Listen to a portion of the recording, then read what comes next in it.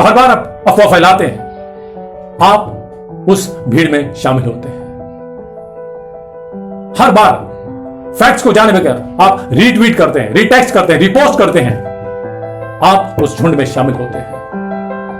और यदि अब भी हम सावधान नहीं हुए तो वो दिन दूर नहीं जब उस विक्टिम में से कोई हमारा बेटा या बेटी नहीं होगी, या फिर वो हमलावर, वो युवक जिसका परसेप्शन ही चेंज कर दिया गया है फेक न्यूज द्वारा, जो मानवीय बॉम्ब में तब्दील हो गया है, उनमें से कोई हमारा बेटा या बेटी नहीं होगी।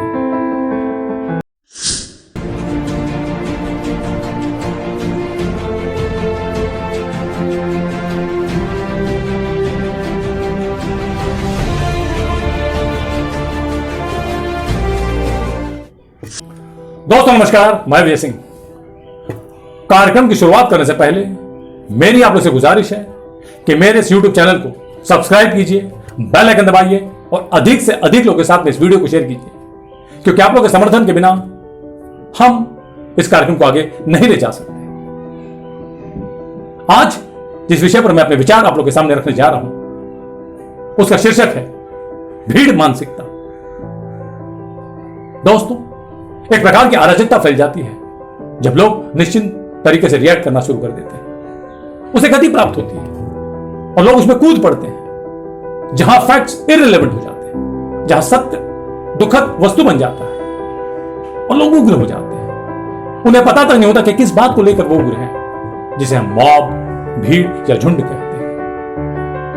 और यदि हम सावधान नहीं रहे तो बहुत जल्द ही हम इस भीड़ का हिस्सा बन सकते हैं, क्योंकि हम सभी चाहते हैं हमारी बातों को स्वीकारा जाए, हमारी राय को शामिल किया जाए, और यह दबाव हम पर जिंदगी भर बना रहता है कि यदि हम ऐसा नहीं करते हैं तो हम ट्रूली कंजर्वेटिव माने जाएंगे, यदि हम ऐसा करते हैं तो लेफ्टिस्ट या राइटिस्ट माने जाएंगे, यदि हम ऐसा नहीं करते हैं तो लिबरल या सेकुलर माने जाएंगे। और हम पर यह भी दबाव बना रहता है कि यदि हम इस भीड़ में शामिल नहीं होते हैं तो हमें दंडित किया जा सकता है अपने विचार, अपने तथ्य, अपने राय को रखने के लिए। और यही सामूहिक भय झुंड प्रवृत्ति को उत्तेजित करती है और उग्रता, असभ्यता उत्पादन करती है उनके प्रति जो इस भीड़ के सदस्य नहीं माने जाते। और क्योंकि ये घबराए हुए लोग हैं, ये कारण को नहीं सुनते और सच जानना नहीं चाहते। और भीड़ में शामिल होने का प्रमुख कारण होता है शर्मिंदगी के प्रति संवेदनशीलता। तो जितना अधिक आप शर्मिंदगी के प्रति भावुक होंगे, उतना अधिक आपकी इस भीड़ से जुड़ने की संभावना होगी। तो जब एक भीड़ बनती है तो वह व्यक्ति जो शर्मिंदगी के प्रति अति संवेदनशील होता है, वो इस दबाव के चपेट में आता है कि जल्दी से इस भीड़ में शामिल हो जाइए, नहीं तो ऐसा माना जाएगा कि मैं इस भीड़ की अवमानना कर रहा हूं और इसकी परिणाम बहुत ही गंभीर हो सकते हैं। पर मैं जानता हूं कि आप एक विशिष्ट व्यक्ति हैं, आप इस झुंड में नहीं फंसते। और झुंड कई प्रकार के होते हैं, झुंड हर जगह होते हैं।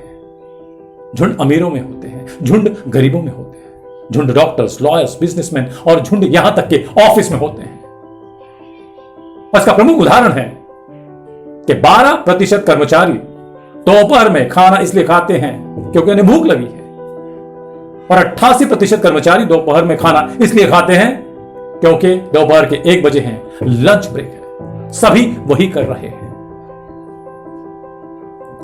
लोग भेड़ होते हैं और टेलीविजन चरवाहा, जिसे हम अंग्रेजी में शेफर्ड कहते हैं।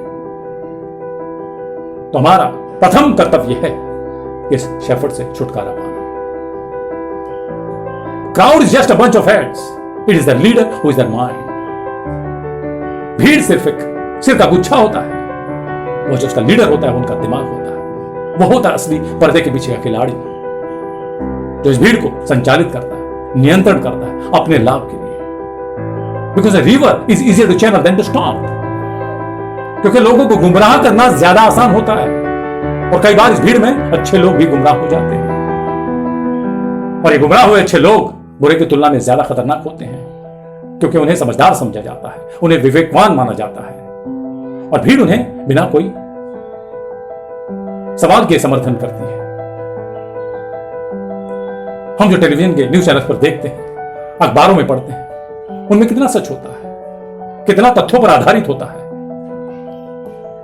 पहले 24 घंटे में सिर्फ एक बार सुबह 6 बजे समाचार आते थे, पर अभी 24 घंटे न्यूज साइकिल चलते रहती है, और जिस कारण जल्दबाजी में न्यूज चलाने की, दिखाने की एक प्रवृत्ति निर्माण हो गई है। एक दौड़ लगी होती है कि इस न्यूज को सबसे पहले कौन दिखाएगा, कौन चलाएगा। और इस दौड़ में प्रथम आने की प्रक्रिया में कई बार सच्चाई को जाने बगैर, तथ्य की पड़ताल किए बिना ही उस न्यूज को चला दिया जाता है। और जब तक कि पूरी सच्चाई बाहर आती है, जनता पहले से ही नकारात्मक रूप से प्रभावित हो चुकी होती है। और फिर एक सीनियर एडिटर होता है जो यह तय करता है कि कौन सी न्यूज को पब्लिश किया जाए और कौन सी न्यूज को नहीं। जिस न्यूज से हाईएस्ट रेटिंग्स मिलती है उसी को अधिक कवरेज मिलता है। यदि टीआरपी घटती है तो उस न्यूज को तुरंत वहां से हटा दिया जाता है, क्योंकि इस टीआरपी के आधार पर ही न्यूज चैनल्स को विज्ञापन मिलते हैं और उसकी लोकप्रियता का आकलन होता है।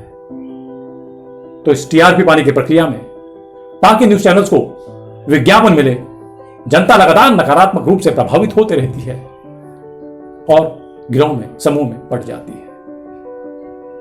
उन गिरोह में, उन समूह में दे एंड देम की लड़ाई शुरू हो जाती है, एक मौखिक युद्ध शुरू हो जाता है।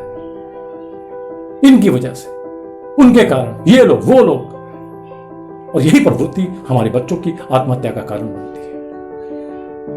कई बार विश्वविद्यालय में, कॉलेज में किसी छात्र के साथ बदमाशी की जाती है, उसके साथ रैगिंग की जाती है, लगातार उसे प्रताड़ित किया जाता है और वो इसे बर्दाश्त नहीं कर पाता और खुदकुशी कर लेता है।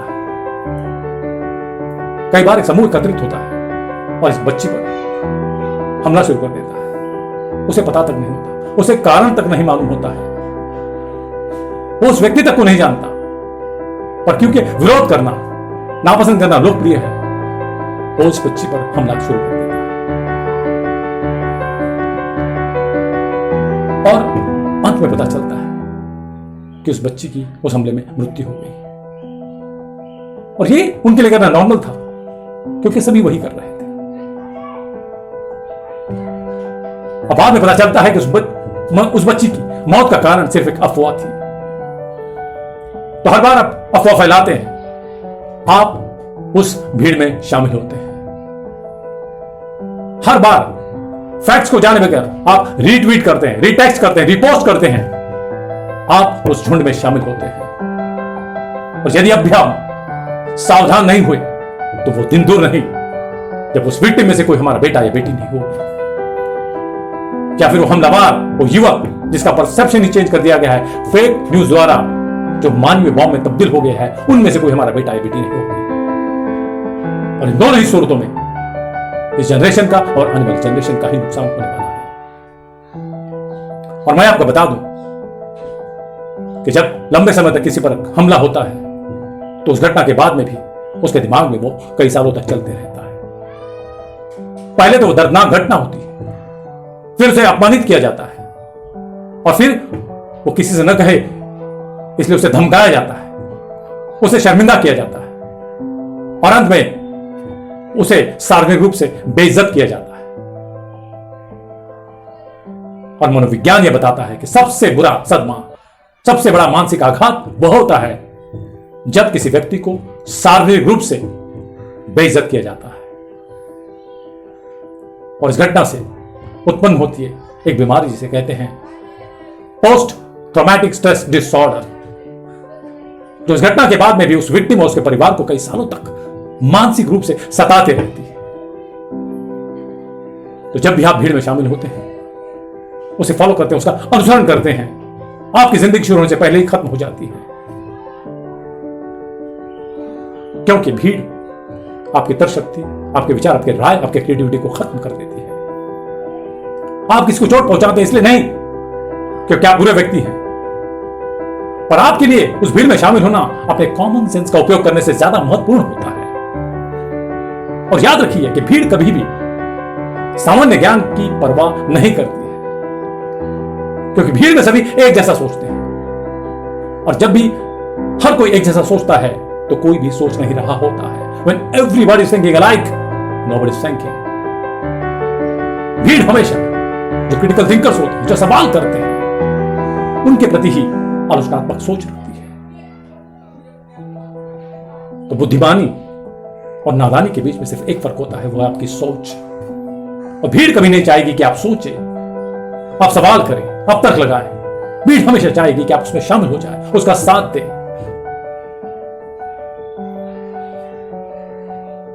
कभी कभी ये तय करना मुश्किल हो जाता है कि सही और गलत में कैसे चुनाव करें,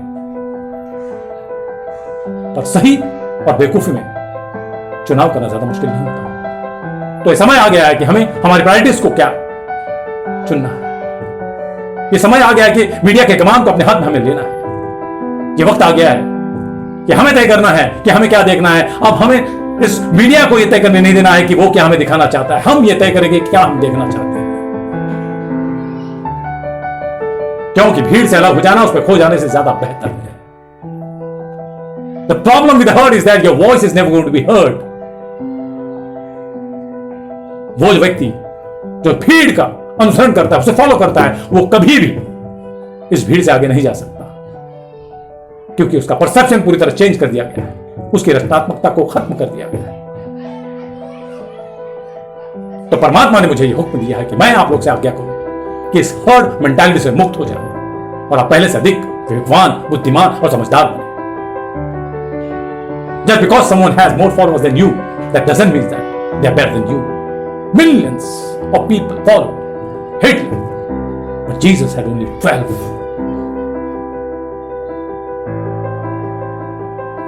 So stand out of the crowd, because God made you to speak differently, act differently, work differently, live differently. God bless you.